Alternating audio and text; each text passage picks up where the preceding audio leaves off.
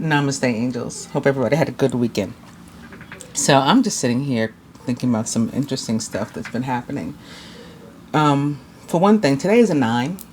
That might not be so interesting in of itself, but it is 7 plus 8, which equals 6 plus 3 for 2019 equals 9. So there could be endings. There could be new beginnings. 9 is also a card about humanitarianism. A card, not a card. A number.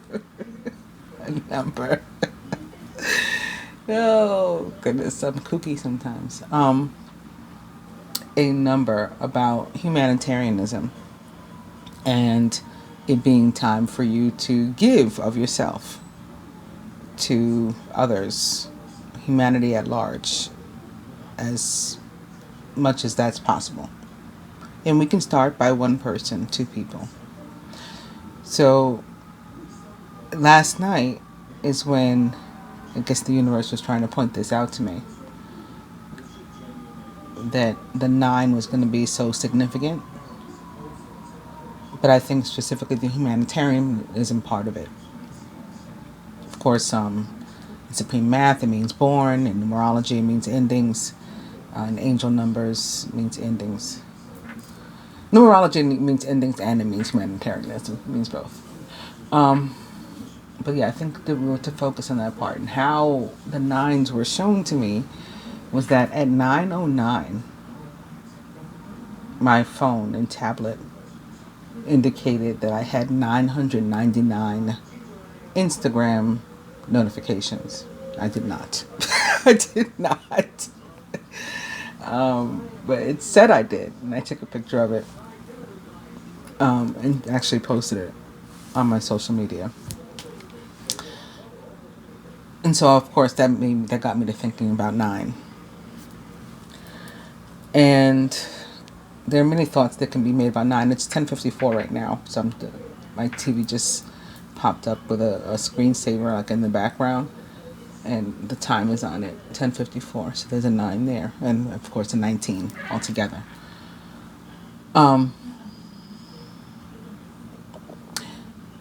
There's many things that can be thought about 9, but I got to thinking about the humanitarianism part, and probably around that time, I heard from one of my Patreons actually, who had initiated the other day a collection on my behalf, unbeknown to me. She did this completely of her own accord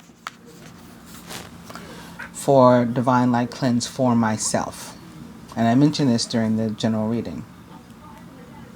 And the love reading too, because she donated $56 and had hoped to collect the other 55 from my subs. I have over 5,000. She thought it would be easy. It should have been. It was not. But there were a few responses, literally a few. And one was from another one of my Patreons' daughters, adult daughters, who'd never watched one of my videos before, but watched the general reading for the first time, and was so touched by that she, an unemployed, college age young woman, gave her mother $10 to donate to me. And I said then, that is like the widow in the Bible, the story of the widow. Jesus says that it is she, of all the people who donated, that was going to be, tremendously blessed, because she didn't have, technically, but she gave.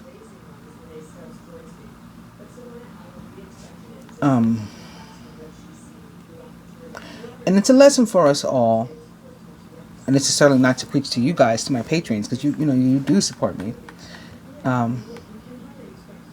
it's a lesson to us all, and that sometimes we think or we feel that we don't have, or that we can't afford to help. And the universe is showing us that we always can, and even when we feel that way, it wants us to believe, to have faith that even if we give what we have, what we think we can afford, it will be replenished. That's what faith is about. That's what manifestation is about. And so, in speaking to a group, a crowd online of people who supposedly believe in manifestation, and people of faith, of spirituality, it is disappointing, particularly from them, that they didn't do better, in giving. And it's been covered, or it's being covered, but that's kind of like not the point. It's being covered by the same people who always do. It's like you guys, my patrons. Anybody who got anything out of my video could have given $1, 50 cents, whatever. Could have given something just for the fact that they, come every week, or maybe for the first time even, and got, a message, a genuine message, not just somebody looking at cards and making shit up and, telling you what you want to hear, but stuff that actually comes true. Somebody doing that from which you can actually benefit, they could have given, something. And it's disappointing more so at large, again, from a humanitarianism perspective and from a perspective of humanity, rather than to me personally, because this is what the members of the collective, the members of the elect, and certainly the members of the Illumin are supposed to be doing. It's like being at war with a bunch of soldiers that are sitting down on the field, and only a few of us, have taken up arms. It just doesn't, and is not going to work that way. When Jesus saw the rich, the people that could afford, people that weren't worried about it, donating to the temple, he wasn't impressed by them because they were giving what they could afford, and not even miss it. Who he was impressed by was the widow. She put in 2 copper coins, and copper is like one of my favorite metals. Some of you may remember I wear a malachite bracelet. Malachite is like the stone version of the copper, the green stone in which copper is found. And that's why copper turns you green when you wear it, for a long time. Then she put in 2 copper coins, and he said, "Truly I tell you, this poor widow has put in more than the others." And that's how I felt about my patron's daughter. All these people gave their gifts out of their wealth, but she gave out of her poverty and put in all that she had to live on. Now, the rich in this story are even better than the so-called members of the elect and the Illumin, because they put in nothing. At least these people put in, again, what they wouldn't miss.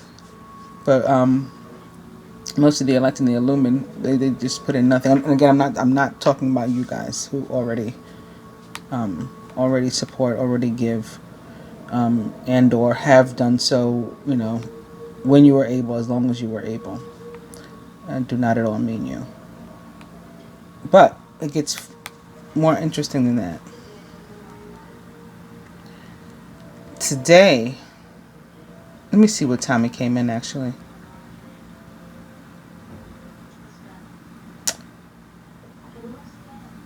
Oh, it's actually from July 5th at 3:50 p.m. Well, I didn't see it until this morning, which is very odd. I guess that's when I was meant to. It's an email in Gmail. How could I have gotten Gmail on July 5th that pops up today? I don't know, but it did. And let me tell you what it says. It's an email from this place called All Devotion. And the emails, I think they're supposed to come daily, but they're so random.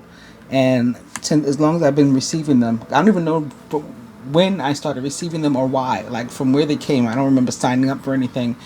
And actually, a girlfriend of mine, my best friend from high school, she was getting them too. We're like, I remember us having a conversation like, where the fuck did these come from? But in any case, they're messages from God, right? Is what they're called.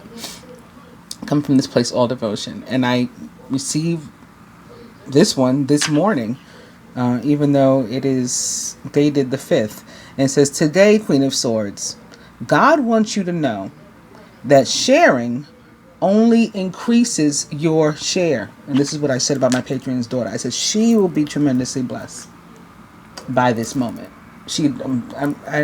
Because I truly believe that that's not why she did it.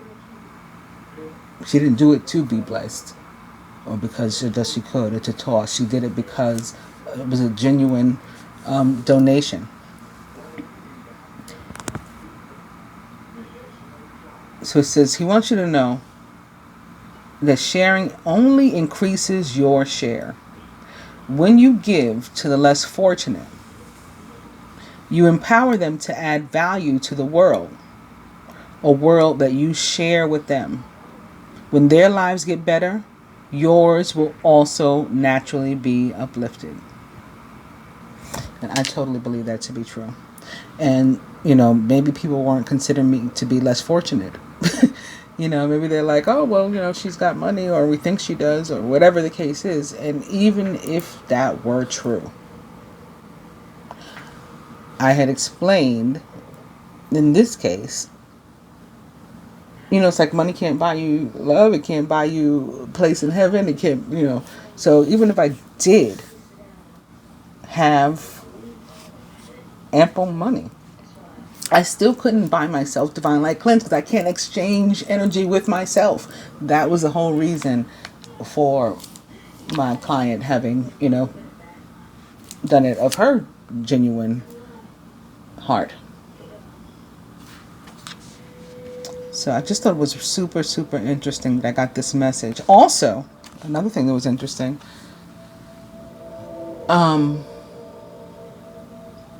this may have been on the 5th too. No, I think it was the 6th. It was Saturday morning. One of my long-time viewers, probably from the very beginning, 2016, she emailed me in the morning, like very excitedly, "Queen!" like with these exclamation points. "I woke up with that prayer of yours on my mind. Do you still have it?" And what she was talking about was this long cord cutting prayer that I authored probably back in 2016. And I read it over the collective a few times. She was like, "I remember you read this thing over us, and I can only remember certain parts," or whatever. And she stated a few lines, and I'm like, "Of course I have it. I'll send it to you." And I did.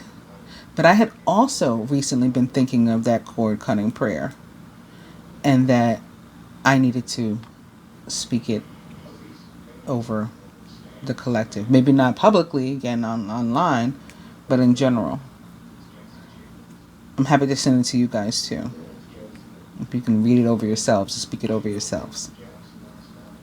So that was that. So it's just a lot of different things.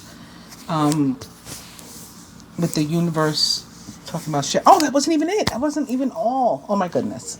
So the same day that I posted about the client that got the divine light cleanse for me, or was wanting to, and had given the $56 toward it, I also posted about having received that day payment in full for a Divine Light Cleanse for someone else, whoever was in need, from another one of my patrons. This is the genuine generosity that Jesus was talking about here when he referred to the widow.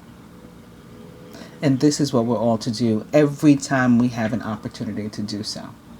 If no one else does, I'm going to at least have you guys put it in your minds to be considered when you find yourself in these places. Opportunities to give that you do. I'm going to encourage you that you do, because again, that is what we all are supposed to be doing. All right. On that note, there was some other weird stuff, but I can't think of, not weird, but you know what I mean, like synchronicity.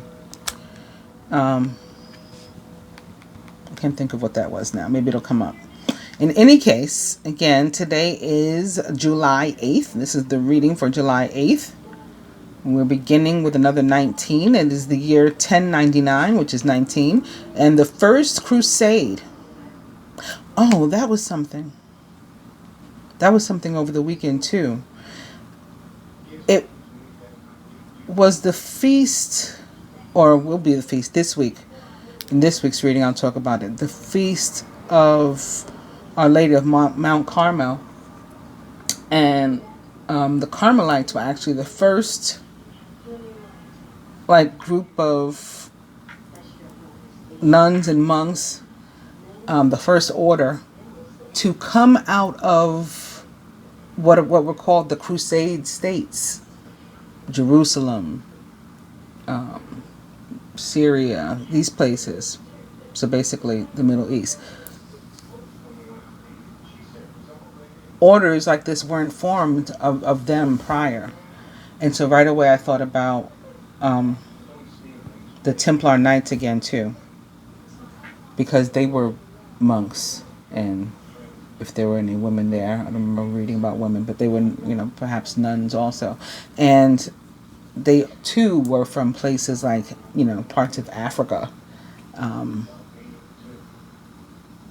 Africa, Ireland. It was very, very interesting group of people. And they formed in Jerusalem. So they were people who had come together and formed in Jerusalem.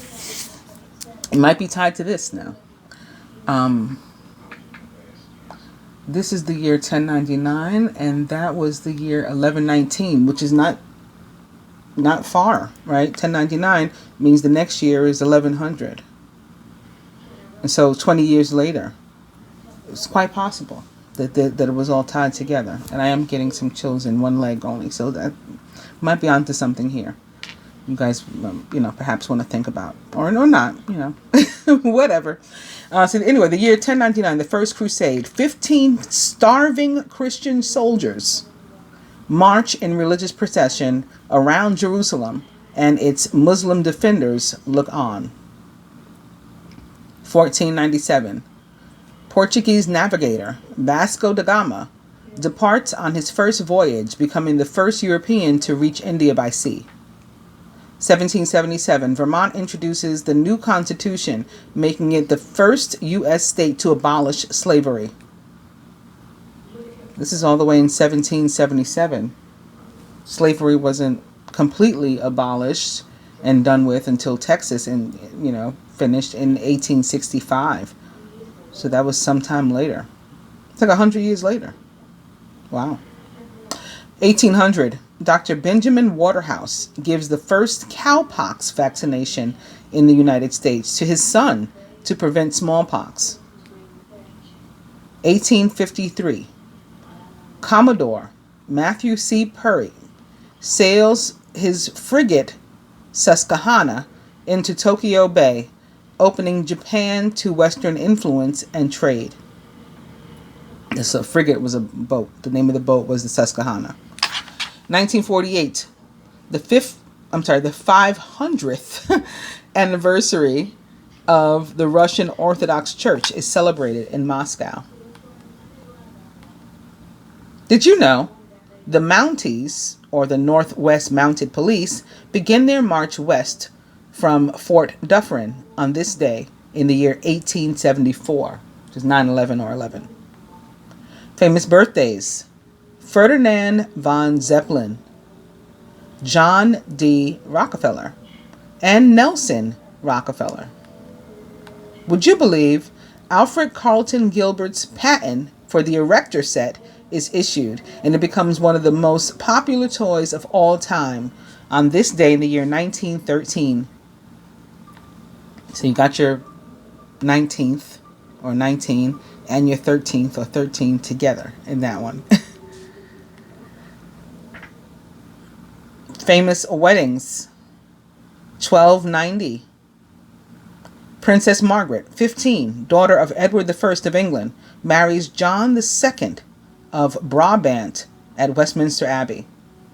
1551 or 66. Willem of Orange weds Countess Anna von Egmond and Buren.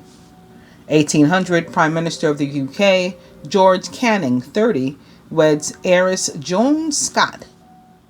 Famous deaths: Vivian Leigh, Kim Il Sung, and Ernest Borgnine. Ernest Borgnine was an actor, American. He's famous for China Corsair in 1951, From Here to Eternity in 1953, and Marty in 1955. He was born on January 24th in 1917, which is 9/9, in Hamden, Connecticut, USA, and was an Aquarius. He died on July 8th in 2012 at the age of 95 of renal failure.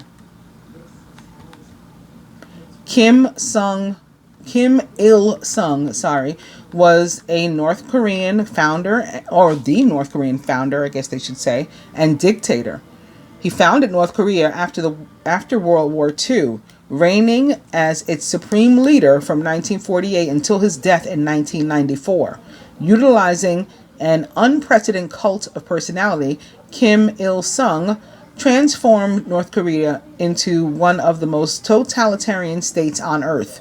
He was born on April 15th in 1912 in Mangodae, Pyongyang, Japanese Korea, and was an Aries. He died on July 8th in 1994 at the age of 82 of a heart attack.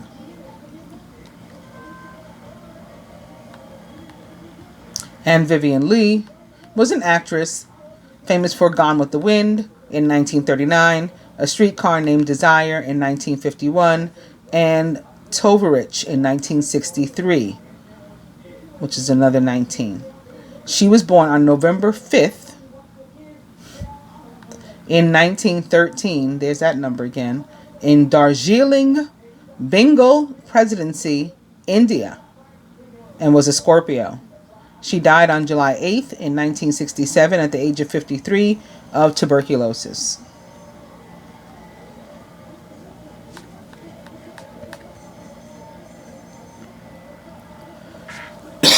Excuse me. Going back up to the birthdays, Nelson Rockefeller was a businessman and U.S. vice president. He was American, a member of the wealthy Rockefeller family. He served as governor of New York between 1959 and 1973. A moderate and a progressive. A moderate and a progressive. Interesting. Not sure how that's possible. Republicans who had similar views were known as Rockefeller Republicans. Republican, moderate, and progressive all at the same time. I'll have to think about how that works. After the Watergate scandal, Gerald Ford selected Rockefeller as his vice president. He retired from politics in 1977, and he remains the only vice president as of 2017 to not seek re-election. He was born on July 8th in 1908, which is 9/9, in Bar Harbor, Maine, USA, and was a Cancer. He died on January 26th in 1979. Good thing he didn't seek re-election, because he would have only been there 2 years. Because he retired from politics in 77. I don't know. He was 70 at the time. The cause of death was heart attack. John D. Rockefeller was an oil industrialist, also American, co-founder of the Standard Oil Company and the world's first billionaire. He was born on July 8th in 1839. Can you imagine being a billionaire in the 1800s? Like what that meant? I mean, he was probably like a trillionaire in reality, from our time. Anyway, he was born in Richford, New York, USA, and was a Cancer. He died on May 23rd, 5 in 1937 at the age of 97 of arteriosclerosis.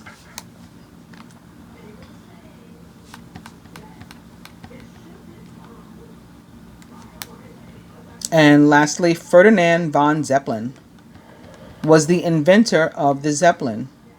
I had some sort of vision at the with Zeppelin too, and a boat called the Zeppelin at the seaport one day. I don't remember what that was about though. Anyway, this guy was a German general and an inventor who founded the Zeppelin Airship Company. His inventions of rigid dirigibles aircraft, which are lighter than air, led to the first flight of a Zeppelin airship, LZ, in 1900. There's another 19, which he designed.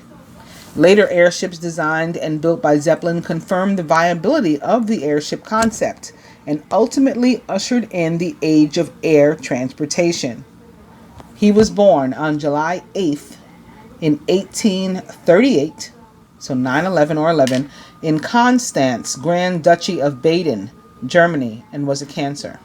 He died on March 8th, which is also 11, 3/8 is 11, in 1917, which is 9/9, at the age of 78. He was the last for the day. So there's a Libra moon today. That maybe while we're starting with the 10 of winter, to show us that Libra moon is going to bring fairness and equity and, cause some sort of phase that was difficult, situation, period of difficulty, betrayal, even possible. It's going to come to an end. Also, they're showing me this is the Lovers. Yep. The Lovers. True and long-lasting love finds its way into your life. Follow your heart with caring actions and choices.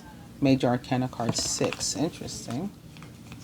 Also up right behind that, the Queen of Autumn. So this may be a special message for an earth sign, perhaps. The Queen of Autumn is thoughtful, caring, creative, and ingenious. You'll be given advice that's both practical and creative, and it should be followed precisely. Focus only upon the positive in every situation or person. The Queen of Autumn is a Virgo, Capricorn, or Taurus, or someone likened to those traits or attributes. Actually, Taurus should be first, because she's the queen, and the queen in the tarot represents, in traditional practitioner, represents the fixed sign of any given element, and Taurus will be the fixed sign of the element of earth. So the Lovers back there on top of that. Also, the Princess of Winter, who is logical, truthful, curious, and undiplomatic. This is an intellectual challenge that calls upon your ability to think of a matching solution. If helpful information is put to you bluntly, accept the message without being bothered by the messenger. The Princess of Winter, like the Lovers, is perhaps a Gemini, Libra, like the moon today, or an Aquarius, or someone likened to those traits or attributes.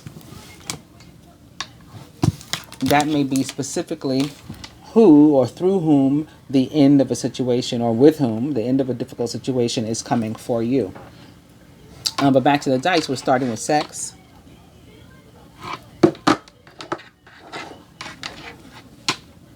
Cocktail.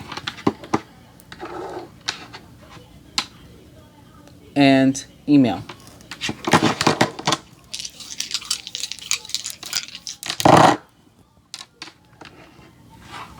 Spirit still says sex. Eat cake, which may be involved with sex, depending upon what cake means to you. or you may be celebrating something.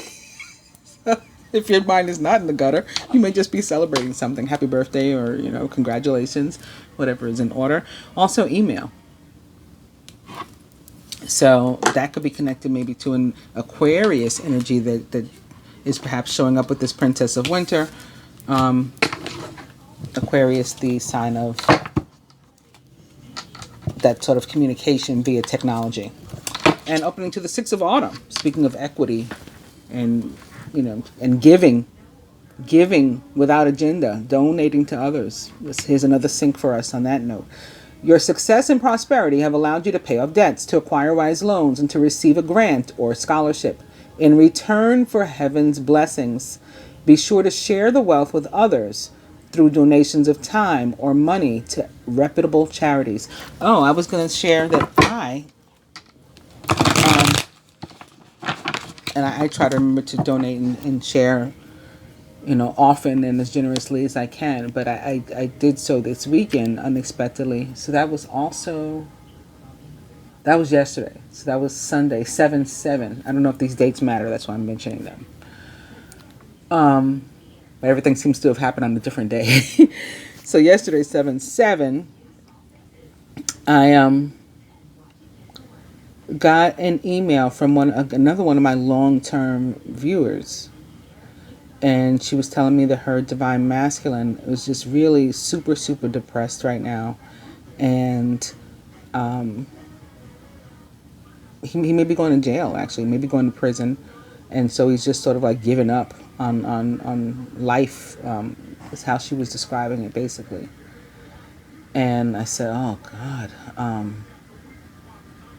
Of course he could definitely use some energy healing or something. And she says, yeah, I would get it through you.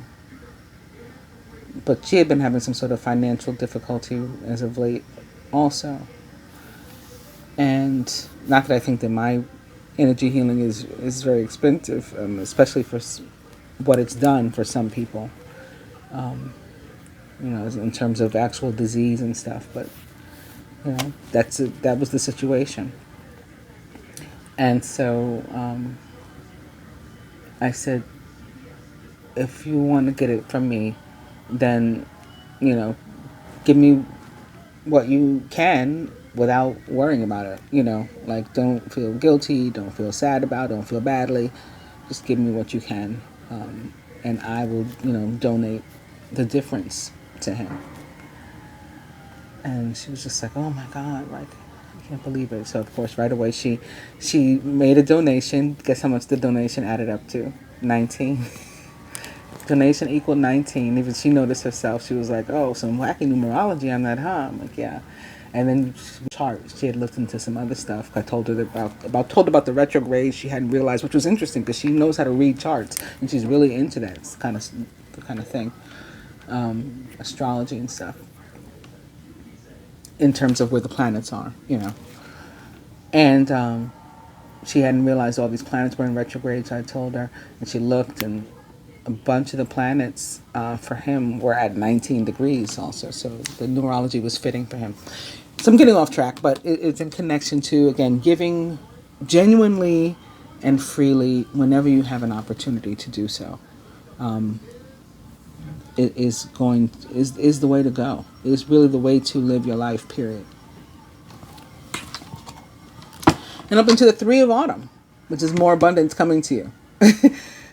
Your most satisfying and profitable career, or relationship too, comes from following your passions, listening to your heart, and doing what brings you joy. Your life purpose is best fulfilled by allowing your true talents and true self to shine forth into the world. Yes, but also for me, the Three of Autumn is a card that is about abundance we have earned. We can earn it through labors, our work. It can represent a worker energy. Or we can earn it, as far as I'm concerned, through our karma. Through the works that we do for the universe, through what we do for humanity, because of our faith and because of our generosity, genuine generosity, and charitable, being charitable, being philanthropic.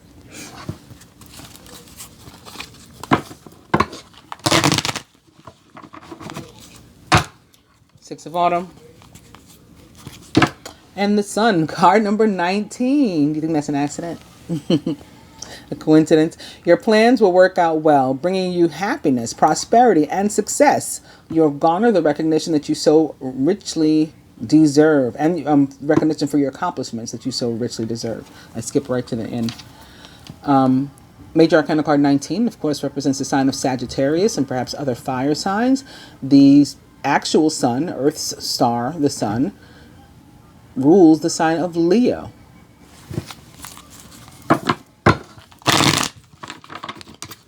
The sun. I think that's a good place to cut.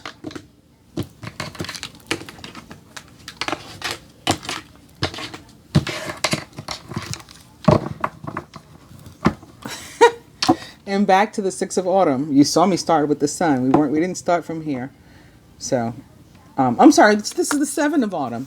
So we've progressed to the next step. The planning, resources, and efforts that you've invested in your dream will reap great rewards. In the meantime, have patience and meditate on your next steps. Overall energy is another 7, the 7 of spring. Be assertive. Believe in yourself and don't let anyone take away your personal power. Trust that your inner guidance is true and follow it completely.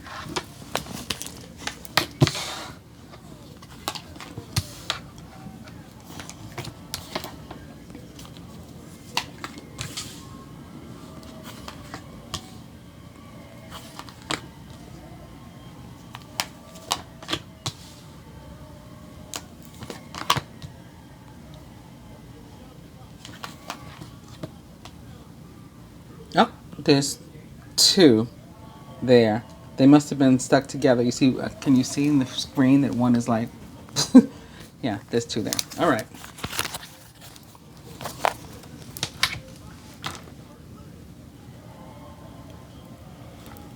Crown of the masculine today. The 9 of winter.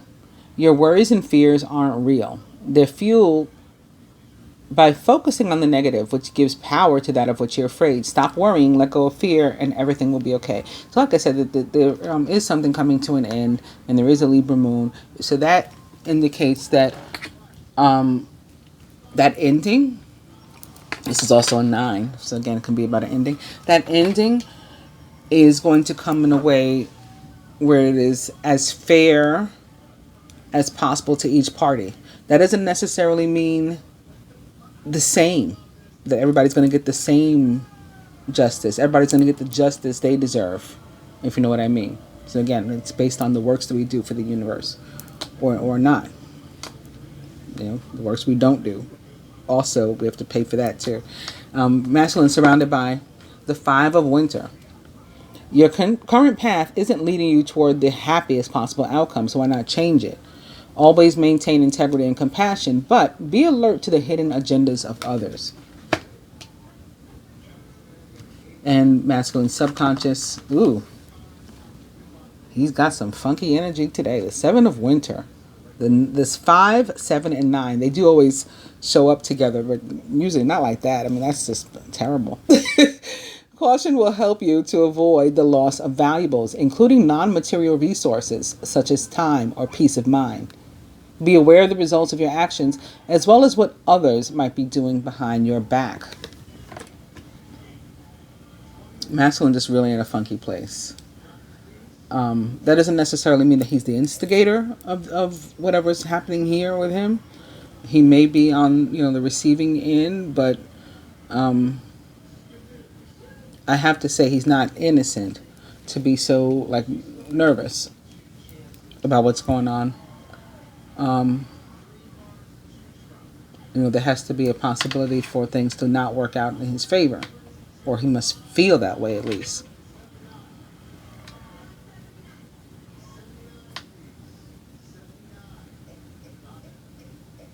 Suppose some could be innocent for the feeling that they're in some sort of competition or debate, somebody trying to take something from them, or at least that's their feeling. It's here in the subconscious position, so they at least feel that way. And or there's a situation of distrust between him and somebody else. He doesn't trust someone, possibly himself, like to do the right thing, to make the right decision, perhaps. But when I pick up the Seven of Spring, which is about not only making a decision, but standing your ground when you make it, and not changing your mind unless you want to change your mind, not allowing somebody else to change your mind. Behind it is a card about, our those things like our decisions, our prayers, our wishes, our dreams coming true, with Major Arcana card 17, the Star. You're about to take a big leap forward with your life. Worry, like this, will be replaced with optimism, fear with hope, and joy is coming home to roost. For some of them, this can also be about their desire to or need to communicate something with someone. The air is about communication. Winter is about communication. The 5 in particular can often be about thoughts, but like thoughts maybe that we want to convey to somebody. And there could be fear in doing that. Maybe considering contacting someone, and fear in doing that. And I thought about that when I looked at the star, because again, the star represents the planet Uranus in the sign of Aquarius, which is about communication, usually via some sort of technology or something. Crown of the Feminine. The 9 of Spring. You've worked hard, and what you've created is impressive and worthy of protecting. Annoying challenges may pop up, but don't worry. Don't be like the masculine. So he's crowned by a 9, and we're crowned by a 9 too. These cards are mirroring one another, but we're guided not to worry like he is doing. We're guided to push forward and to persevere in whatever it is we're working on. You'll get through whatever the issues are, just as you have in the past, like you always do. So why worry this time? We're also mirroring his 5. He's got the 5 of Winter here. We've got Major Arcana card 14, which equals 5. Balance or temperance in the traditional tarot, which represents the sign of Sagittarius.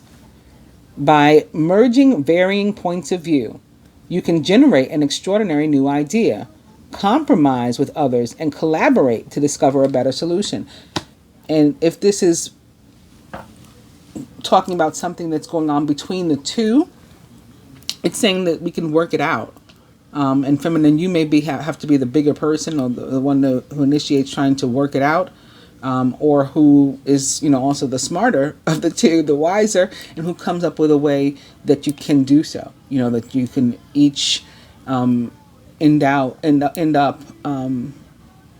as best as possible at the end of the day, whether it's an actual legal situation or something that you're debating on your own. And you may be able to come up with the best way to, how can we come together, and work it out together? How can we collaborate on a solution or resolution?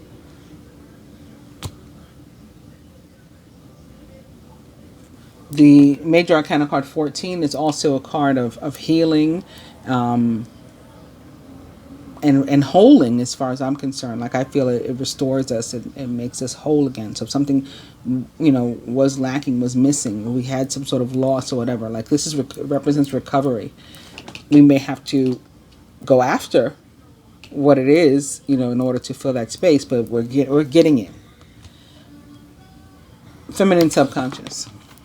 The Princess of Summer. Sensitive, kind, open-hearted, and inexperienced. You can expect to kindle a new romantic relationship or a close platonic friendship. You may suddenly receive an emotional message from someone, or be invited to a social event. The Princess of Summer is perhaps a child. This is the Page of Cups. Or someone younger than you. It may be an actual water sign. Cancer, Pisces, Scorpio. Or someone likened to those traits or attributes. Could be somebody making some sort of offer to you. Maybe, again, wanting to contact you, sending you a text, sending you some sort of message. Right here, he's afraid to do so, but he wants to. I definitely see for some. Crowning. Major Arcana card 1, Magician. So this is about the manifestation that I was talking about. We need faith for that, though. You can't do it with worry in your head. There is magic in the air. You can manifest everything you need to be successful. The Magician represents the sign of Gemini, as can all this winter energy. Might have something to do with an actual air sign. Or with Gemini's ruler, Mercury. Good old Mercury has gone retrograde in Leo. So that may be from where the fire is coming too. At the root, foundation. The 8 of summer. So there's a desire to move on from something. And maybe that's why we need to, just come to some sort of mutual resolution and be done with it. You feel that there's more to life than what you're living. So it's time to move on. You may be moving from a situation that isn't good for you, or perhaps you're being drawn to what would make you happy. Either way, you're in control. 8 of summer is about moving on or moving forward, or sometimes moving, period. And we do see the feminine in every single one of her cards. She is forging ahead, like forward. This gazelle. This zebra. And this deer, all facing, this way. She could be walking away from a masculine, from a conflict with one, from toxicity with one. That could be why we started with the 10 of winter, right? The end of toxicity. At the heart of the matter. Ooh, oh my goodness. Jeez. It's an 11-19. An ace can be a 1 or an 11 in cards. And it's the other card that's showing up with it is the sun. How awesome is this? The Ace of Summer, Ace of Cups. This is the beginning of a new new emotional experience for you. It may be the first blush. I'm looking at the word underneath it. You see, romantic is underneath emotional. Getting ahead of myself. This is the beginning of a new emotional experience for you. It may be the first blush of romantic love, the rebirth of a current relationship, or the awakening of spiritual gifts and insights, which can also be what the 8 of summer is about. So hopefully for some of these masculine in particular, they're going through something, some sort of low point. Again, maybe depression, worry, fatigue, even maybe mental, spiritual, emotional fatigue even. I'm getting this can be a new burst for them, some new energy for them. And for all, since it's here at the heart of the matter, with the 19, your plans will work out well, bringing you happiness, prosperity, and success. You'll garner the recognition for your accomplishments that you so richly deserve. So I do feel that, again, this collaboration and working out, or if we don't collaborate ourselves, the universe will handle it, they'll do it, the Libra moon will do it. Things are going to be handled in a way that is best for everyone, or most deserving of everyone. Like I said, we're all going to get the justice that we're due with a Libra moon. I can look at the masculine. Let's 5 of winter though, since this card is upright, and see maybe with whom or about what is the conflict. Maybe they'll tell us. So for some, again, it can be actual legal situation. Major Arcana card 20, renewal, is actually judgment in the traditional tarot. So it can be about a real decision, a legal decision, a real judgment, something that he's worried about there. And maybe involving partnership or the dissolution of a partnership. Maybe a romantic partnership, could be divorce, could be separation. Could be a business partnership that is split, right? We're going our separate ways. Who gets the company? Who gets the building? Who gets the assets? Whatever. It's time to get clarity about your life purpose and to make changes so that you're on the path most divinely suited to you. Forgive what has been without judgment and fearlessly embrace what's to come. Judgment is also about abundance that's on its way to you that you've earned. So whatever in the traditional tarot, it's kind of illustrated more so in karma that's on its way to you, whatever you've earned. And because it's like these souls in purgatory. So some of us are going to get the blessing, and we're going to get led into heaven, and some of us are going to hell. So it's still what I was already feeling, like everyone's going to get what they deserve, again, if you know what I mean. Judgment can also be about second chances, second time around. And sitting next to the Ace of Cups, sitting next to the Ace of Cups, which can also be about like renewed relationships, reconciliation, coming back together. Could be a second time around, with, again, some sort of partner, with Major Arcana card 20 equaling 2. Together, these two cards make another 1119, actually. Judgment and the Sun. And Judgment does represent the planet Pluto and the sign of Scorpio, which it rules. So, again, maybe a water sign with whom you are reuniting. Or he's wanting to. It doesn't know how to do it yet. But has the ability to manifest it if he can, he'll pick his spirits up enough to have some faith.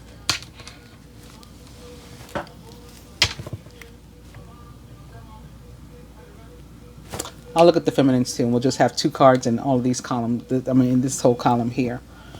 The feminines, Temperance, and to see what it is, to what it is most connected for, the majority.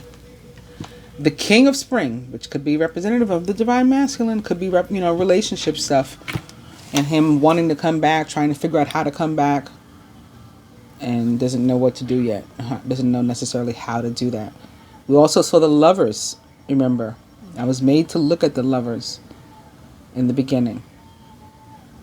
So if it is, it's again true and long-lasting love, and that I think that's demonstrated also by the Ace of Cups showing up with the Sun. The King of Spring is inspiring, dramatic, ambitious, and wise. Now's your moment to step up into a leadership role. Don't back away from the spotlight, as your plans will be successful as long as you stay focused upon the big picture. So again, this is telling you have the ability to be successful in whatever it is you're doing, whether it is a relationship or a partnership of some sort or not. In moving forward, whether you meet obstacles or not, you have the ability to conquer them, to step over them, to knock them down, whatever you have to do. You have the strength to face any and everything that comes your way. The King of Spring is a Leo, Sagittarius, or Aries, or someone likened to those traits or attributes.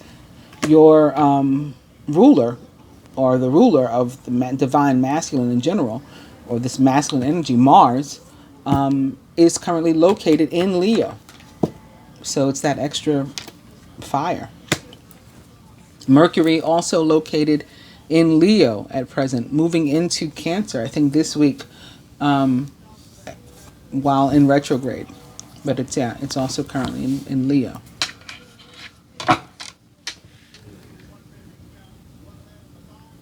Anything else?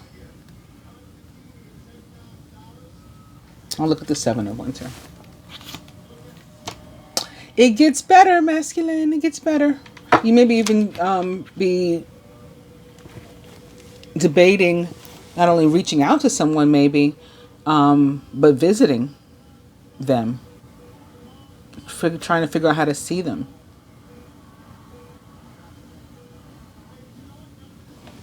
Or, desiring to see them. And you could be in danger of robbing yourself of the opportunity to do so if you stay in this funky energy. If this is not about you actually wanting to move somewhere or visit somewhere, travel, it is about this things getting better for you if you change your mindset. Because this is the position of your mind, basically. So you're in control of all of this. This is all coming from your thoughts, the negative energy that you're facing. The challenging times are coming to an end, and you can now breathe a sigh of relief. Let go of the past. So maybe some, again, past situation that has you feeling some type of way. But even this says, let go of, judgment says, let go of the past without judgment, without saying, well, that was your fault, that was my fault, I feel guilty, I resent you, whatever. Let go of all of that, and then you'll be able to move into this. Just move on. Just move on without any of that, because it's just like weighing you down. So let go of the past and embrace the happier times ahead. Now I think we're ready for advice. That was a long daily. Masculine, the High Priestess. So maybe you don't need to do anything just yet. Before you do anything, before you make a move, you're getting another 2, by the way, more partnership energy. Before you do anything, fix your energy. Think about it. Use your intuition. Use any wisdom, any guidance that comes to you as far as what should I do, and then figure out what your next move is. Then you can move. You can travel to the next point. This is the time to pause and to reflect, not to take action. Trust in your spiritual gifts, as nothing is hidden from your divine intuition. Major Arcana card 2, the High Priestess, is a Gemini, or perhaps a water sign, traditionally practiced in the tarot. It's another 11 also. And for the feminine, the 10 of Autumn. Contentment comes from knowing that your finances are secure and your family's material needs are taken care of. It's important to honor traditions and to have pride in your heritage and the accomplishments of your ancestors. The feminine, just coming out well at the end of whatever situation she's facing, despite any bumps that may be, pop up along the way. Don't get discouraged. Don't let yourself for a moment get discouraged and think that, I hit this obstacle, things are not going to work out for me. Bullshit. This is a good day for us, feminine. I hope that you guys have enjoyed the reading. I'll be back tomorrow. Namaste.